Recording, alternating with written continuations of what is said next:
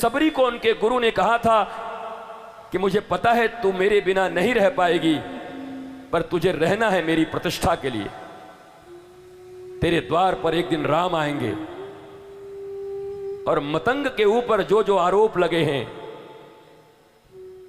उन आरोपों से तेरे गुरु मुक्त होंगे जब तेरे द्वार पर राम आएंगे। लोग सबरी को राम भक्त कहते, पर रामायण के अगर एंगल को देखो तो सबरी परम गुरु भक्ता थी, क्योंकि जिस दिन मतंग ऋषि उनके गुरु जा रहे थे, सबरी ने उसी दिन अपने प्राणों का अंत करना चाहा था। गुरु ने कहा मत जा, तू चाहती है ना मेरा नाम दिग दिगंत तक फैला रहे तेरे गुरु का? बोला हां गुरुजी। बोला तो वेट कर, ये जो आसपास के लोग अनंत आरोप तुम्हारे और मेरे ऊपर लगाए, इन आरोपों से मुक्ति हमें तब मिलेगी जब इन सैकड़ों महात्माओं के बीच राम सिर्फ तुम्हारे पास आएंगे, और तब इन्हें प्रमाण मिलेगा कि सबरी किस कोटि की भक्ता है। और 80 साल तक इंतजार किया सबरी ने, 80 वर्ष, रोज अपने जूड़े से, अपने बालों से रास्तों को बुहारना, आश्रम को बुहारना, नित्य नवीन नवीन अच्छे अच्छे बेर चुन चुन के लाना, पर शाम गुजर जाती और कोई नहीं आता। एक दिन नहीं, 30 दिन नहीं, 365 दिन नहीं, 365 इंटू 80, इतने दिन तक लगातार एक उत्साह के साथ काम करती रही सबरी। तुम में से किसी को समय देते हम, गुरुजी हमारे घर आइएगा, ठीक है आएंगे। आधे घंटे देर कर दें, ये कोई तरीका है? हमने 20 आदमी बुला के रखा हुआ था, ये सब हमको पसंद नहीं आता। ये कोई तरीका है आप लोगों का? ये ठीक नहीं है, अगली बार से तो हम नहीं बुलाएंगे भाई। अरे आता भी कौन है तुम्हारे घर? किसको गरज पड़ी है तुम जैसों के घर आने के लिए?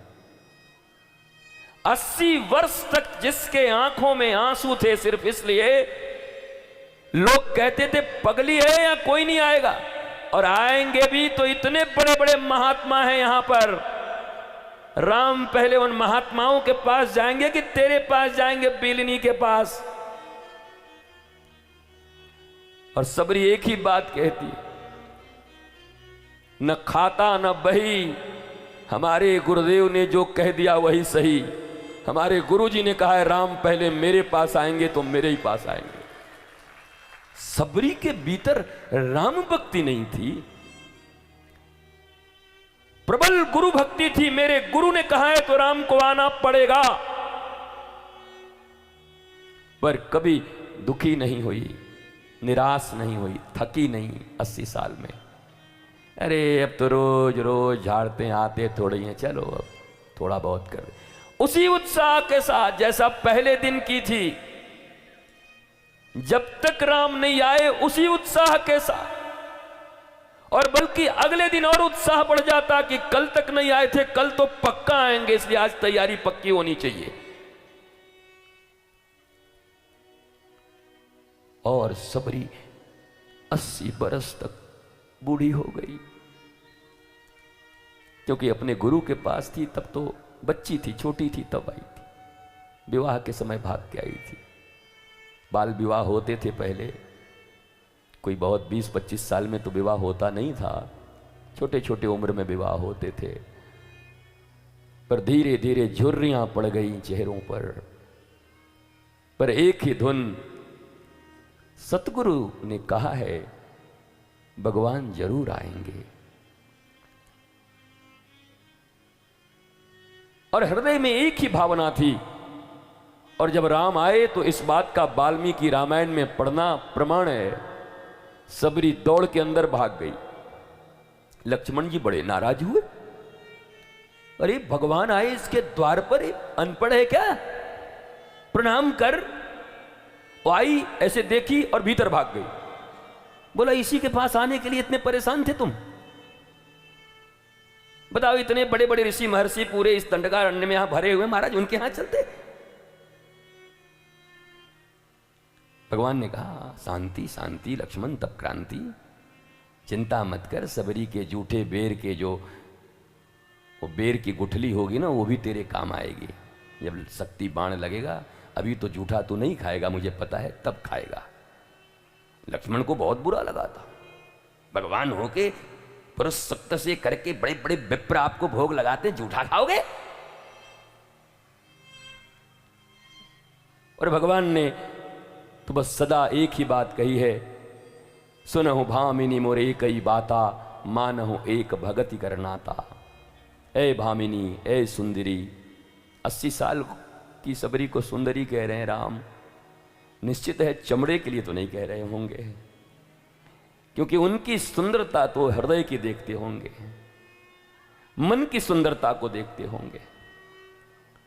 हमने एक बहुत अच्छी पुस्तक लिखी, सुंदरकांड, मन का ब्यूटी पार्लर। आप भी मंगाना, आपके जीवन में बहुत परिवर्तन करेगा वो अमेज़न या कहाँ कहाँ मिलता होगा, वो बता देंगे सब। आप खुद मंगवा लेना और पढ़ना उसको, तुम्हारी जिंदगी के प्रति धारणा बदल जाएगी। जामवंत के बचन सुहाए सुने हनुमंत कहिए, तो ये सुंदरकांड जो रट रट के बड़े हुए हो ना, एक्चुअली सुंदरकांड है क्या हमारे जीवन में, और सुंदरकांड का क्या प्रभाव होगा हमारे जीवन में, और हनुमान जी ने कैसे कैसे भगवान की बातों को, हमारे जीवन से लगने वाले नियमों को छुआ है, वो सारे सूत्र तुम्हें मिल जाएंगे। दौड़ के गई सबरी,